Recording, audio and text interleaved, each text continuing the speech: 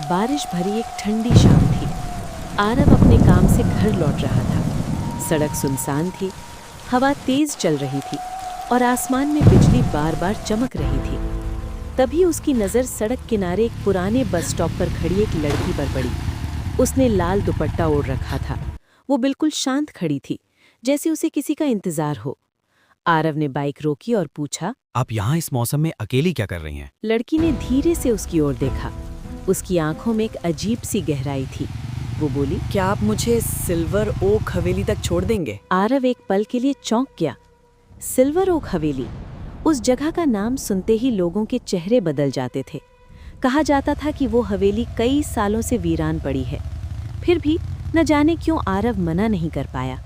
रास्ते भर उसने लड़की से बात करने की कोशिश की। मैं तुम्हें जानता तक नहीं। मीरा हल्का सा मुस्कुराई और बोली, मीरा। उसकी आवाज़ बहुत धीमी थी, जैसे दूर कहीं से आ रही हो।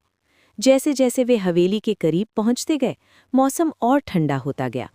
आरव को अजीब सी बेचैनी महसूस होने लगी। हवेली के सामने पहुंचकर उसने देखा, टूटा हुआ बड़ा दरवाज़ा, काली दीवारें और खिड़कियां जो अंधेरे में किसी की आंखों जैसी लग रही थीं। आरव ने घबराकर कहा, क्या सच में यहाँ कोई रहता है? मीरा बाइक से उतरी, उसकी ओर मुड़ी और बोली, धन्यवाद, तुम आ गए। बिल्कुल वैसे ही जैसे तुमने वादा किया था। आरव हैरान रह गया। वादा? मैं तो तुम्हें जानता तक नहीं। मीरा ने उसकी आंखों में देखते हुए कहा, तुम भूल गए, लेकिन मैं नहीं भूली। इतना कहकर वो हवेली के अंदर बढ़ गई। उसी समय आसमान में जोरदार बिजली चमकी और उस एक पल की रोशनी में आरव ने मीरा का चेहरा साफ देखा। उसका दिल जोर से धड़क उठा। वो चेहरा उसने पहले भी देखा था। उसे अचानक बचपन की एक धुंधली याद आने लगी। सालों पहले जब वो छोटा था, उसका परिवार इसी इलाके में रहता था। एक दिन उसने हवेली के बाहर एक रोती हुई लड़की देखी थी। उसके कंधों पर भी ऐसा ही लाल दुपट्टा था। छोटे आरव ने उसे चुप कराते हुए कहा था, डरो मत, मैं एक दिन वापस आऊंगा। लेकिन अगले ही दिन आरव का परिवार वो शहर छोड़कर चला गया। वो कभी वापस नहीं आया। अब आरव के पैरों तले जमीन खिसक गई थी। वो कांपती आवाज में बोला, तुम कौन हो? मीरा धीरे से मुस्कुराई और बोली, अंदर आओ, सब याद आ जाएगा। डर और जिज्ञासा के बीच फंसा आरव उसके पीछे हवेली के अंदर चला गया। अंदर चारों तरफ धूल जमी थी। टूटी कुर्सियां, पुरानी तस्वीरें और दीवारों पर समय के निशान साफ दिखाई दे रहे थे। एक कमरे में पहुंचकर आरव की नज़र जमीन पर पड़ी एक पुरानी डायरी पर गई। उसने डायरी खोली। वो मीरा की थी। उसमें लिखा था कि कई साल पहले इस हवेली में एक भयानक हादसा हुआ था। मीरा को उसके ही परिवार ने हवेली में कैद कर दिया था, क्योंकि वो एक गरीब लड़के से प्यार करती थी। एक रात हवेली में आग लग गई और मीरा उसमें हमेशा के लिए फंस गई। डायरी का आखिरी पन्ना पढ़ते ही आरव के हाथ कांपने लगे।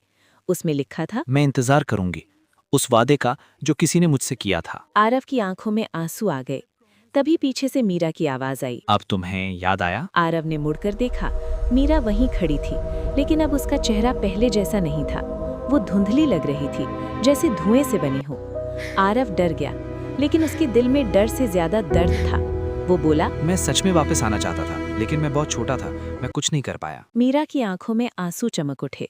वो बोली, मैंने तुमसे नफरत नहीं की, मैंने सिर्फ इंतजार किया। अचानक हवेली के दरवाजे अपने आप बंद हो गए। हवा तेज चलने लगी। पुरानी खिड़कियां जोर जोर से हिलने लगी। आरव समझ गया कि मीरा की आत्मा आज भी इसी हवेली में उस अधूरे वादे के साथ बंधी हुई है। वो जोर से बोला, मीरा, मैं आज तुम्हें अकेला नहीं छोड़ूंगा। डायरी के बीच एक पुराना लॉकेट रखा था। आरव ने उसे उठाया। अंदर मीरा की तस्वीर थी।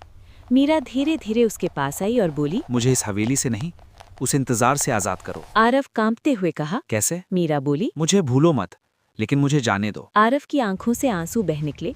उसने लॉकेट को अपने सीने से लगाया और कहा, मैं तुम्हें हमेशा याद रखूंगा, लेकिन अब तुम्हें रोकूंगा नहीं। इतना सुनते ही हवेली में एक तेज रोशनी फैल गई। मीरा के चेहरे पर पहली बार सुकून था। वो मुस्कुराई और धीरे धीरे हवा में घुलने लगी। जाने से पहले उसने सिर्फ इतना कहा, इस बार तुम अपना वादा निभा गए। अगली सुबह लोग हैरान थे। सालों से वीरान पड़ी सिल्वर ओक हवेली का मुख्य कमरा जला हुआ नहीं, बल्कि बिल्कुल साफ मिला, और वहां धूल के बीच एक लाल दुपट्टा रखा था। आरव ने उसे चुपचाप उठाया और उसकी आंखों में एक साथ प्यार, दर्द और सुकून उतर आया। कहते हैं, कुछ प्रेम कहानियां मिलकर पूरी नहीं होती, कुछ कहानियां बिछड़कर अमर हो जाती हैं। The end. लाल दुपट्टे वाली लड़की और बचपन का अधूरा वादा। क्या प्यार मौत के बाद भी इंतजार करता है?